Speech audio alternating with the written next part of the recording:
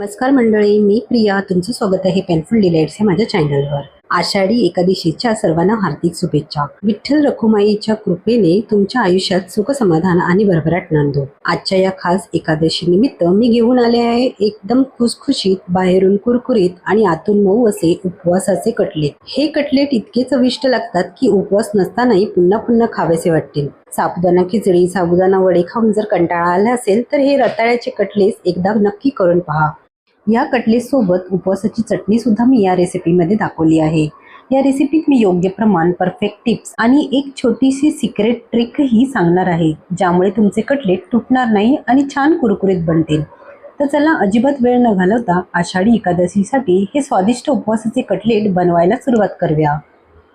इथे मी अर्धा किलो रताळे घेतले आहे. हे रताळे आपल्याला कुकरमधून वाफवून घ्यायचे आहे. रताळे वाफवताना यामध्ये थोडे सुद्धा पाणी घालायचे नाही आहे. कुकरमध्ये वाफवताना कुकरमध्ये थोडेसे पाणी घालून त्यामध्ये स्टँड ठेवायचे आणि एका भांड्यामध्ये हे रताळे ठेवायचे आहे. कुकरच्या 7 ते 8 शिट्या झाल्यानंतर हे रताळे आपण बाहेर काढायचे आहे. रताळे शिजवताना जर आपण ह्यामध्ये पाणी घालून शिजवले तर कटलेट करताना त्याला पाणी सुटण्याची शक्यता असते. त्यामुळे ही टिप्स तुम्ही लक्षात ठेवा. आता रताळ्याची साल काढून या रताळ्यांना चांगले मॅश करायचे आहे, म्हणजे त्यामध्ये एकही तुकडा असा राहिला नाही पाहिजे. आता यामध्ये चवीनुसार मीठ घालायचे आहे. त्याचसोबत 1 छोटा चमचा जिरे, 2 मोठे चमचे भाजलेल्या शेंगदाण्याचा कूट, 1 छोटा चमचा साखर, 4 ते 5 हिरव्या मिरचीची पेस्ट आणि 1 छोटा चमचा लिंबाचा रस यामध्ये घालायचा आहे. आता हे मिश्रण हातानेच आपल्याला एकजीव करायचे आहे. उपवासासाठी जे पदार्थ तुम्ही खाता ते पदार्थ या मिश्रणामध्ये घाला. बाकीचे पदार्थ नाही घातले तरी चालतील. आता हे मिश्रण मळून मळून एखाद्या पिठासारखे झाले आहे. आता हे मिश्रण एकजीव झाले आहे. आपण त्याला 15 मिनिटासाठी बाजूला ठेवूया. इथे मी साबुदाण्याचे पीठ तयार करणार आहे. त्यासाठी अर्धा कप साबुदाणा मी कढईमध्ये भाजून घेणार आहे. साबुदाणा गरम होईपर्यंतच आपल्याला गॅसवर ठेवायचा आहे. त्यानंतर गॅस बंद करायचा आहे. आता हा साबुदाणा व्यवस्थित गरम झाला आहे. आपण त्याला एका प्लेटमध्ये काढूया. प्लेटमध्ये काढल्यानंतर हा साबुदाणा थंड होईल आणि त्यानंतर आपण मिक्सरला हा साबुदाणा लावून त्याची बारीक पावडर करूया. आता 15 मिनिटांनंतर हे रताळ्याचे मिश्रण आपण बघूया. यामध्ये आपण थोडेसे साबुदाण्याचे पीठ घालून मळून घ्यायचे आहे, जेणेकरून रताळ्याच्या मिश्रणाला एक घट्टपणा येईल. यामध्ये 1 ते 2 चमचेच आपल्याला साबुदाण्याचे पीठ घालायचे आहे.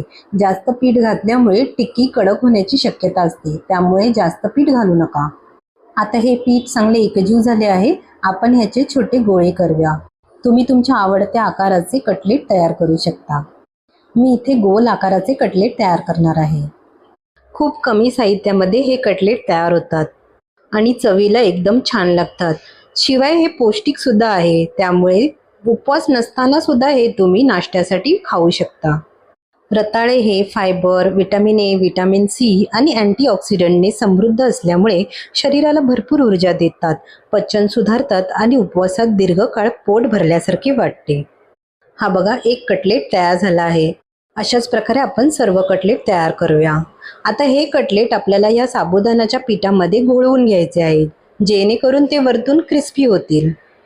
अशा प्रकारे एक एक कटलेट आपण साबुदाण्याच्या पिठामध्ये घोळवून घेऊया आणि तो साईडला ठेवूया. इथे मी सर्व कटलेट तयार करून ठेवले आहे. आता आपण त्याला शॅलो फ्राय करूया. तव्यावर थोडेसे तेल टाकून ते थोडे गरम झाल्यानंतर आपल्याला ह्यावरती रताळ्याचे हे कटलेट आपल्याला भाजून घ्यायचे आहे. हे कटलेट भाजण्यासाठी गॅसची आच ही मध्यमच ठेवावी, जेणेकरून हे बाहेरून कुरकुरीत होतील. आता 5 मिनिटांनंतर हे कटलेट आपल्याला पलटी करायचे आहेत. हे बघा, किती मस्त असा रंग आला आहे. गोल्डन ब्राऊन रंग येईपर्यंत आपल्याला हे कटलेट असेच तव्यावर भाजून घ्यायचे आहे. दुसऱ्या साईडने भाजताना पुन्हा आपल्याला तेल टाकून भाजून घ्यायचे आहेत, जेणेकरून खालच्या बाजूने सुद्धा ते थोडे क्रिस्पी होतील. हे कटलेट भाजत आहे तोपर्यंत आपण चटणी करूया.